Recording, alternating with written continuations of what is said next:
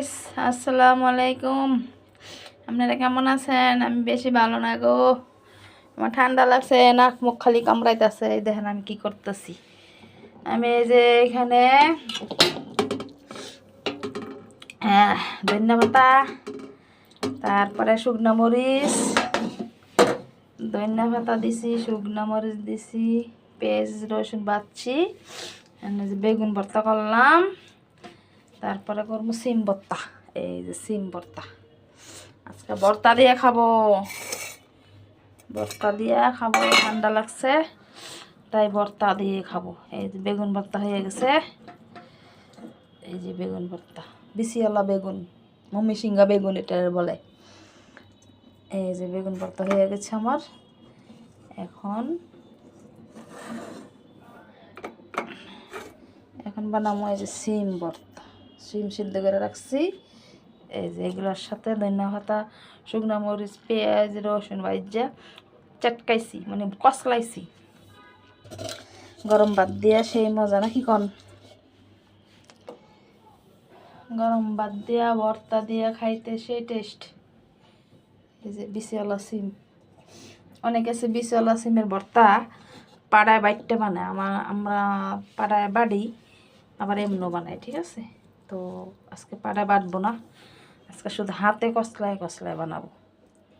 দেখি কেমন লাগে আজকে। এই যে একটা কাঁচা মরিচও দিয়ে দিছিলাম সিদ্ধ করার সময়। এই যে কষলাইয়া লই, ভালো করে কষলাইয়া, তারপরে এগুলোর সাথে মিশাইয়া, তারপরে এই যে বিচিগুলোরে চটকাইয়া কষলাইয়া যাইবে। ভর্তা বানাবো। কার কার ভর্তা পছন্দ? সিম ভর্তা, বেগুন ভর্তা, আর করছি ভাজি, করলা ভাজি, ডাল। আজকে কোনো মাছ মাংস খাবো না, আজকে বাঙালি খাবার, শুধু ভর্তা, ভাজি, ডাল। ঠিক আছে, তো কার কার সিম ভর্তা পছন্দ, বেগুন ভর্তা পছন্দ, কমেন্টে জানাবা। আর খাইতে চাইলে চলে আসো আমার বাসায়, খাইয়ে যাও।